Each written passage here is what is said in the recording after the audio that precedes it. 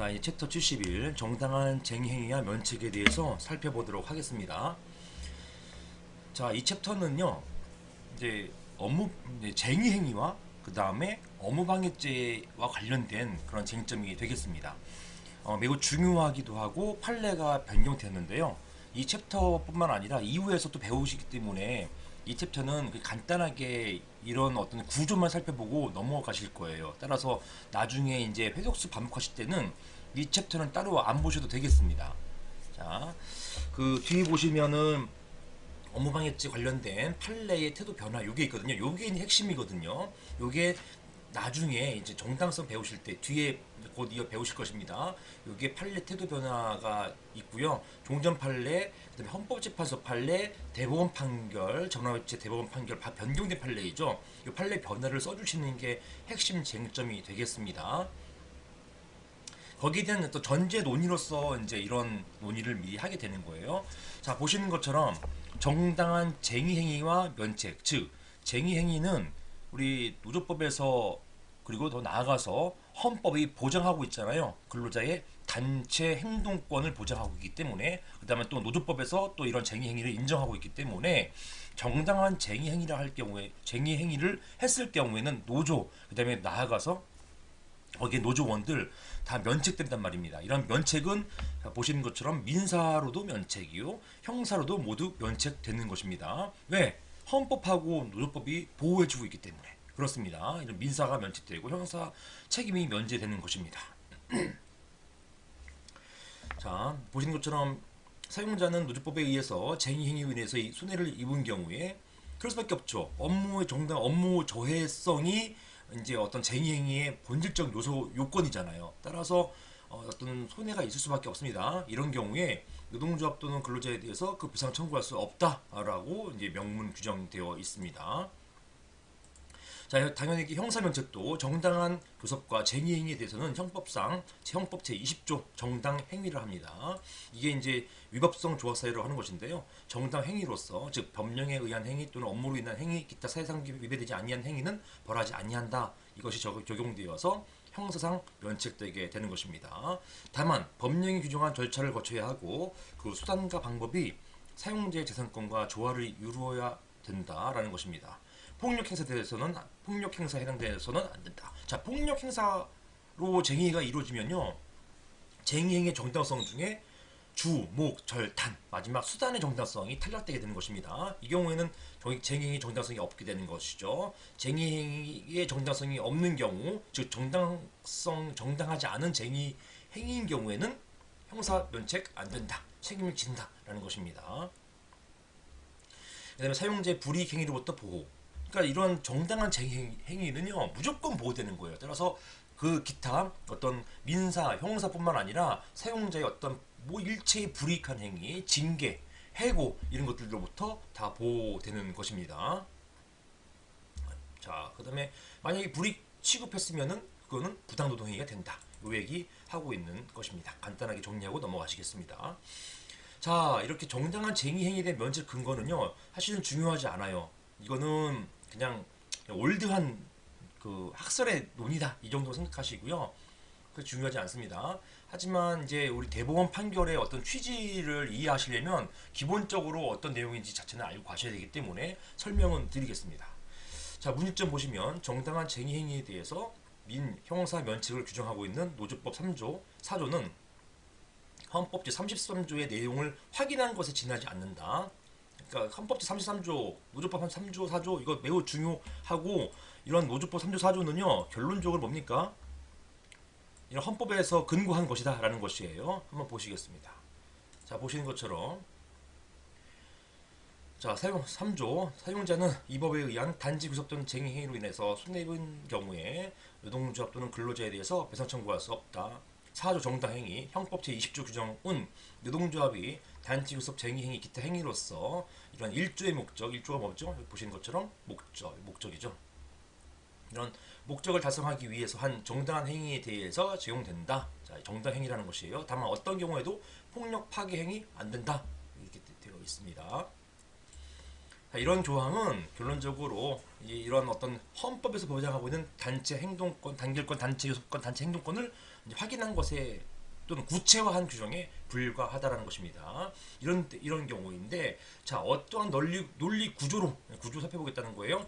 정당한 쟁행위가 면책되는지에 대해서 문제가 된다.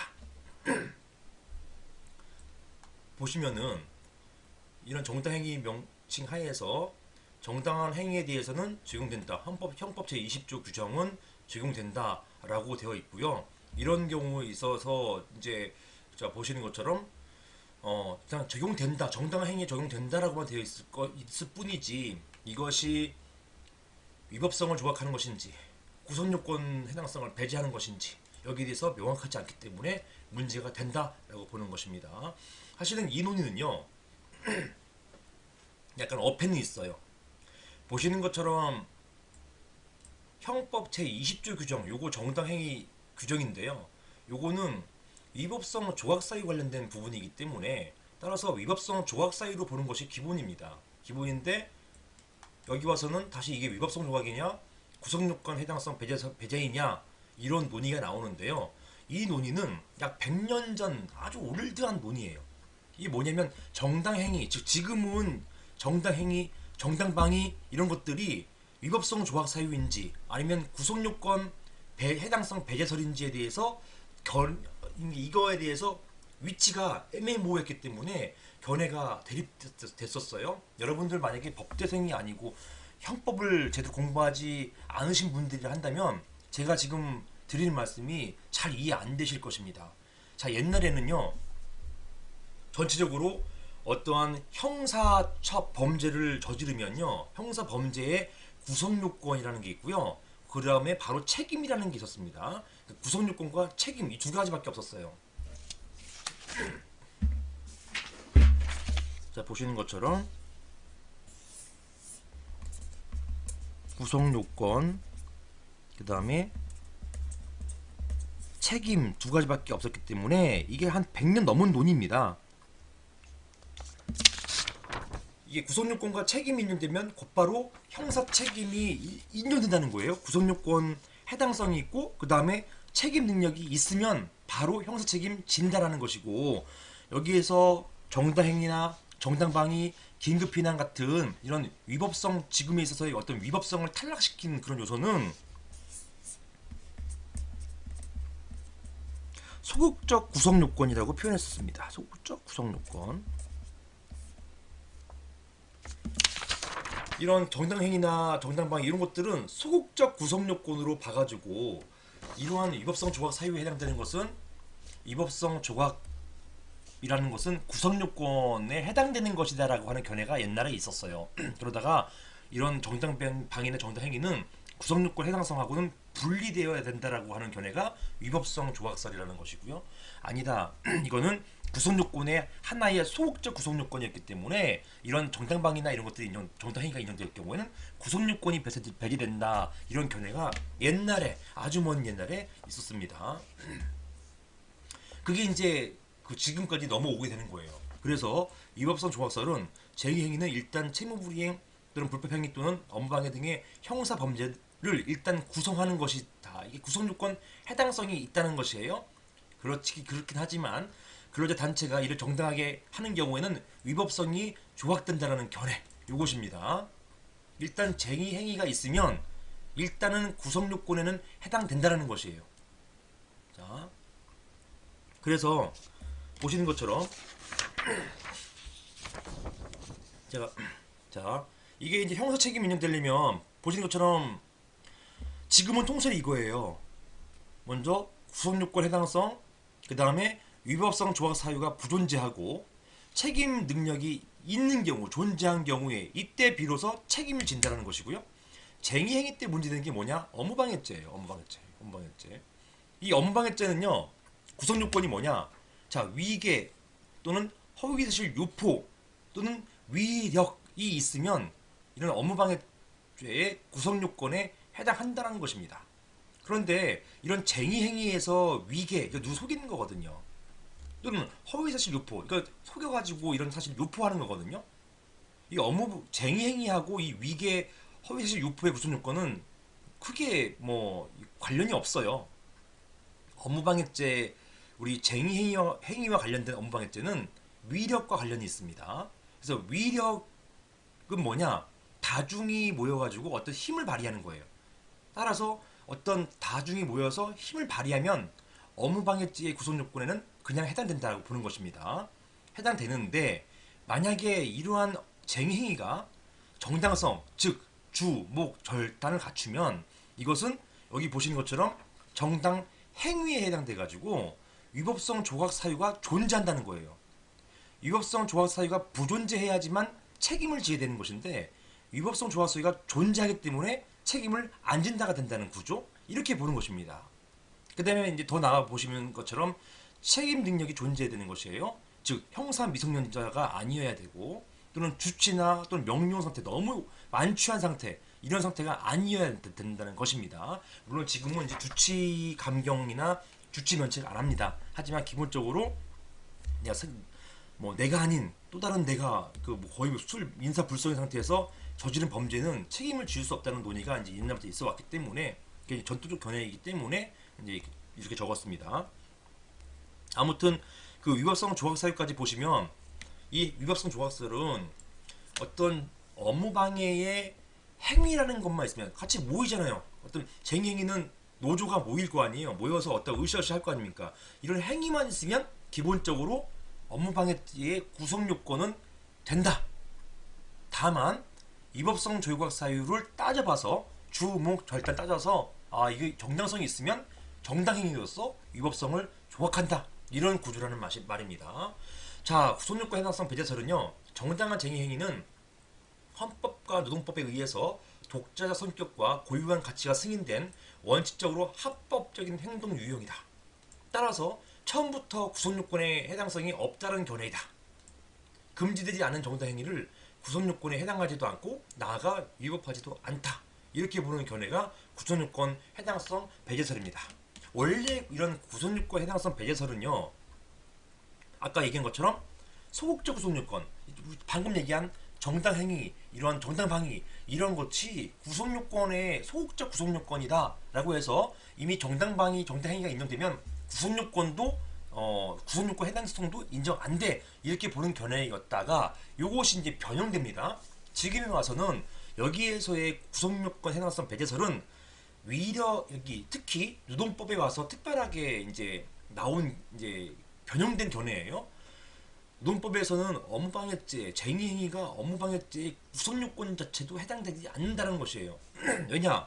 정당한 쟁의 그 자체는 정당한 행위인지 여부를 따질 것도 없이 기본적으로 이미 승인된 거다.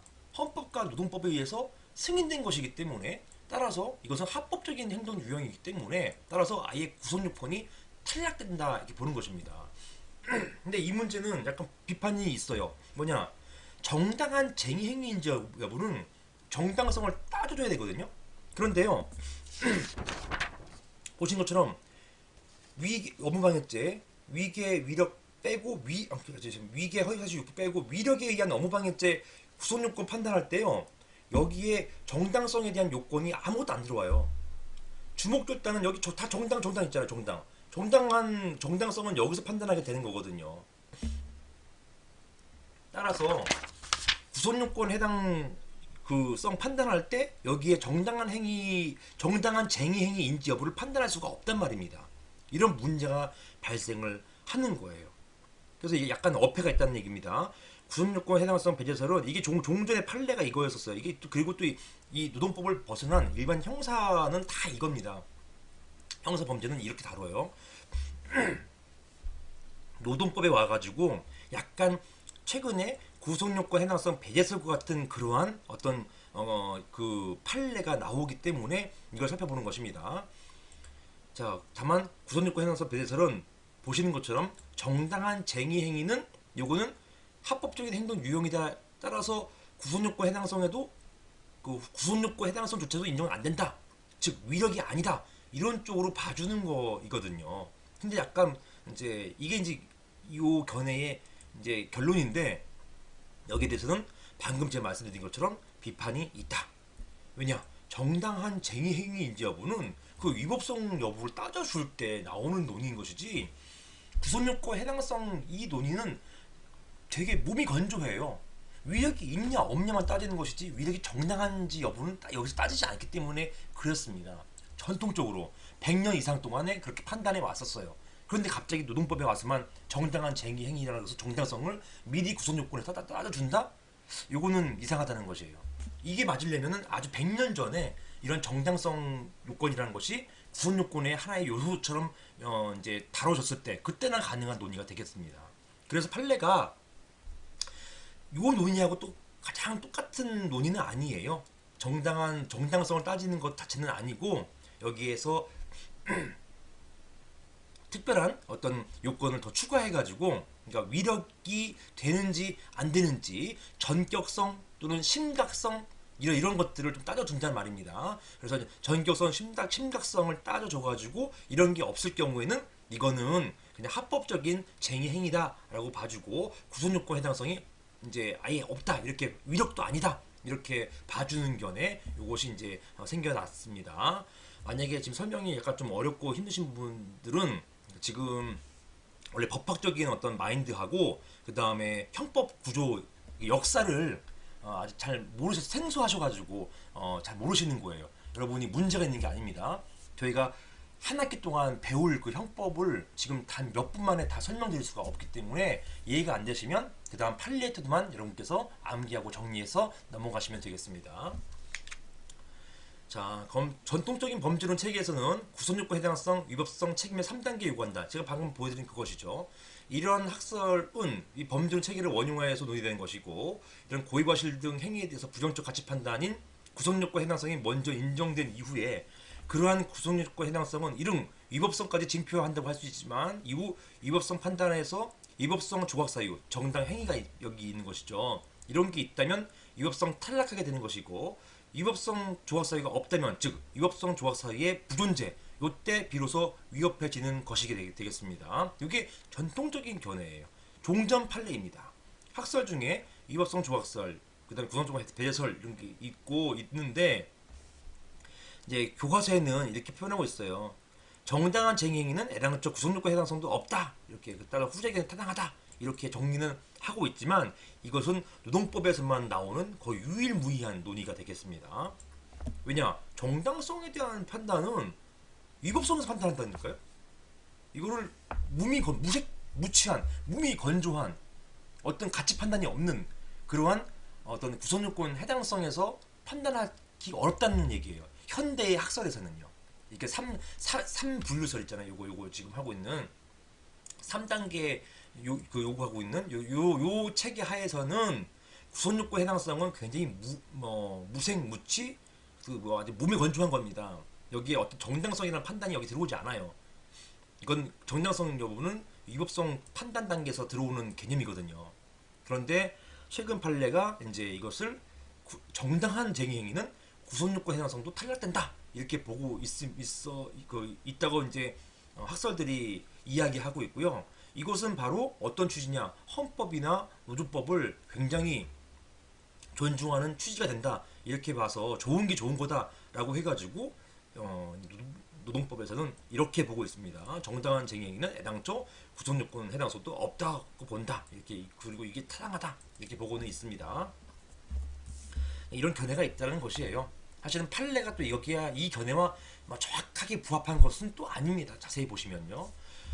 그래서 업무방해죄 관련된 판례체도 보시면 종래 판례는 쟁의 행위로서의 파업은 당연히 위력에 해당하고 이게 이제 원래 3단계의 판단 구조였던 것이죠. 다만 정당한 쟁의 행위로 이루어진 경우에는 위법성이 조각되는 것으로 보았습니다. 무죄인 것이죠. 그런데 헌법재판소는 파업이 헌법상 기본권 보장되는 단체 행동권의 행사로서 적법한 요건을 갖추어 이루어진 경우에는 헌법적으로 정당성이 인정되는 행위이기 때문에 아예 정당성 판단을 해버려요. 이를 업무방해죄의 구속요건이 위력에 해당한다고 볼 수 없다.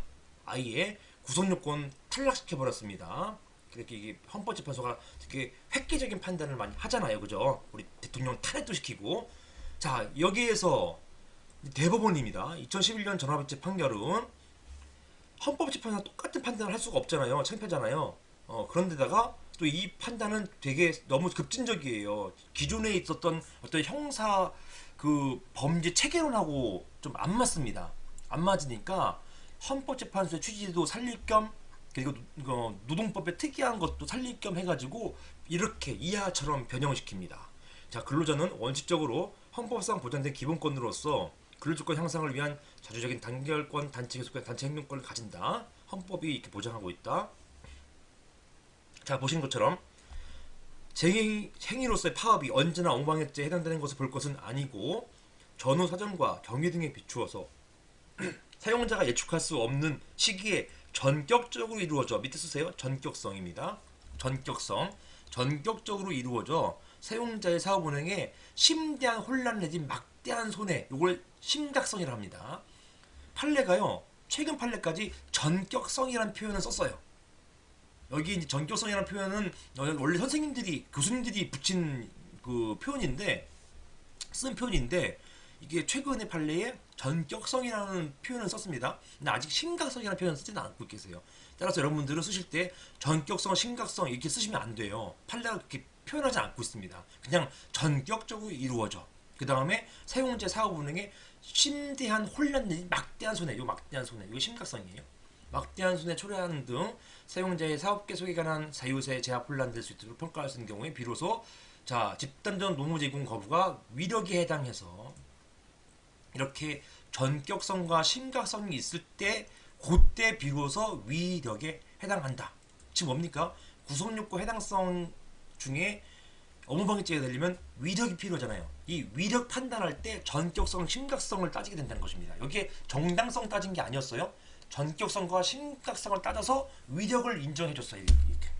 위력을 인정해주고 만약에 전격성, 심각성이 없으면 위력을 아예 인정 안 했단 말입니다. 그래서 구속요건 자체를 배제시켜버리는 해석을 대법원이 하게 되는 것입니다. 이런 것은 헌법재판소는 너무 급진적이기 때문에 아예 왜 구속요건 해당성 따질 때 위법성, 정당성까지 따져버리니까 이거는 기존의 형사 범죄 체계론과 다르기 때문에 범죄 체계론에 맞춰가지고 이제 해석을 해준 거예요. 종들의 범죄 체계론도 맞추고 그다음에 노동법의 취지도 살리고 이렇게 해서 이런 표현을 쓴 것입니다. 위력이 되려면 구속요건 해당성에 있어서의 여기 보시는 이 위력이 되려면 되기 위해서는 뭐가 필요하냐? 전격성과 심각성이 필요하다. 이렇게 보았던 것입니다. 자, 이렇게 판시해서 종래의 위법성 조합성과 다른 판단을 하였다라는 것이고 이러한 판례 태도가 이후 계속되고 있다라는 것입니다. 여기에 대해서는 다시 한번 상세하게 배울 것입니다.